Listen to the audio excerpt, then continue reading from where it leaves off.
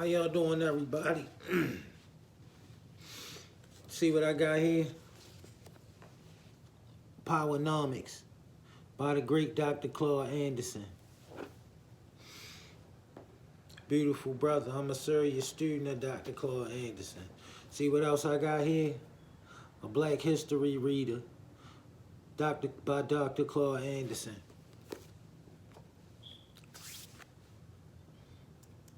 Today, everybody, I want to start by saying good afternoon to my people. Sending my love to the culture and letting God speak the truth through my tongue. Listen, as a people and as a culture, we gotta get a simple understanding, all right, of what the truth is, and then acceptance of it. See, one thing about my people and our culture is we stay in our feelings, and we can't stand the truth. We hate the truth, you know? And how long are we supposed to get along living a lie? If you can't stand the truth, and the truth supposed to set you free, then I guess we gonna stay in bondage, right? Bondage ain't always physical, okay? The worst bondage is the mental bondage, all right? The mental bondage, man, that's way harder to break than the physical. You know what I'm saying? Because in the physical, we know where the bondage lies. You know what I'm saying? In the mental, that's where it get blurry and so dysfunctional because we don't always understand where the bondage lies. All right? And it first lies mentally, you know what I'm saying? At the root of the bondage is our denial. You understand? Our denial and refusal to accept the truth. You know what I'm saying? If somebody tell you the truth and the truth hurt, we all know that. That's why we so quick to get in our feelings about the truth. You know what I'm saying? It's like I got a 14-year-old son. You know what I'm saying? In a minute, you know what I'm saying? Somebody tell him something. He got this thing where he want to go back and forth with you. It's like when you sitting in the classroom, right? Your child sitting in the classroom. And the teacher tell him to stop talking. And the first thing he say is, well, I wasn't talking. And she say, well, you was just talking. I seen you just talking, and tell him what he said. And then he say, well, why can't I talk? And she say, because the rules of the class is no talking. Okay, you see the level of the back and forth? Because he refused to accept the truth. Well, it's a lot of adults just like that, man. They refuse to accept the truth because the truth display their faults. And nobody want their faults displayed. Well, in order to hear the truth, we must understand that we have faults. We have faults. And we need to have them displayed, but we need to rather have them displayed by one another than other cultures. Okay? As a black man, you should want the truth from a black man and not another culture or another color, race of people telling you what your truth is. All right? Because nobody knows what our truth is the way we know what our truth is. You understand? So we got to stop getting in our feelings. We really do. We got to stop getting in our feelings because that's the only way we going to move ahead as a culture. All right? Now, Number one, the first thing I want to hit on is our perception. You know what I'm saying? Our perception of life begins as children. You know, that's where we first start with our perceptions of life. Okay? As a child only knows what he or she sees. All right? To be their reality. You know what I mean? So, my reality is my reality, even if it's different, if it differs slightly from yours. All right, but we all know, for the most part, our reality and our culture is basically the same. Okay, racism exists. Racism exists. Okay, but I'm not just talking about the racism that you can see. All right, the racism. All right, fellas, I'm on the live. No, so go ahead and do your thing. I'm on the live? All right. Yeah, she be right back. Don't start making no noise because I'm on the live. So, you know, we gotta get right to the heart and the root of what's going on. All right. As children, we get our perception of life. All right. And like I said, even though our perceptions may differ a little, we all had the same reality. And this culture that we live in. All right. Racism is a big part of our culture.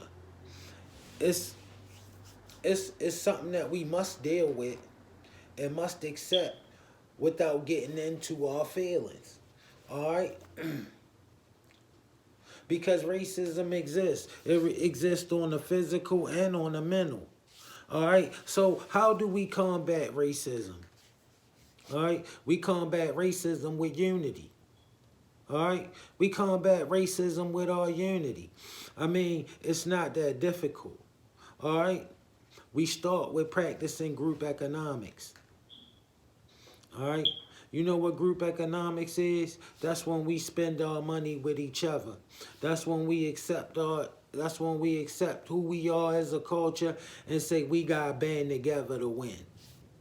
All right? So group economics is I spend my money with you, you spend your money with me, we spend our money with him. But guess what? Everybody who we spending our money with look like us.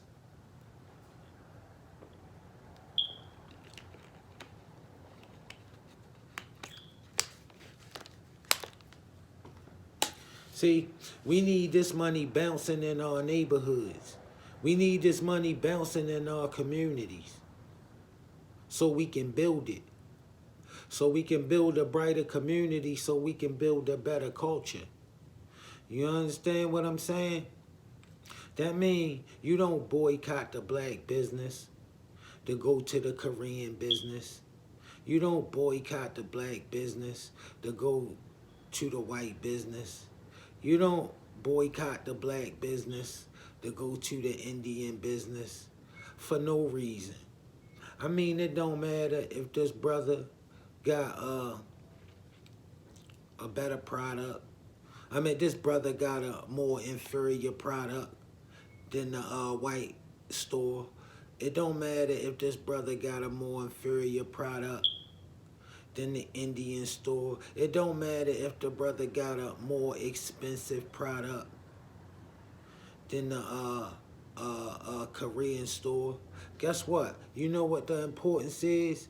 The importance is the perception. All right? Like I said, see, children only know what they see.